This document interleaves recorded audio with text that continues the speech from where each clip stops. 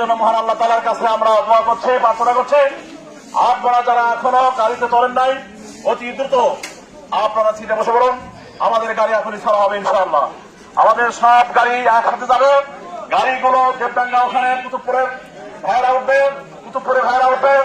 এরপর আমরা বইয়া যায় গাড়ি সিরিয়াল করবো ইনশাআল্লাহ। কেউ আমাদের যে পরিচালক আছে, আমির আছে, আমিরের অনুমতি ব্যতীত কেউ কোথাও যাবেন না এবং আপনারা সুশৃঙ্খল ভাবে সব সময় আমিরের আনুগত্য করবেন।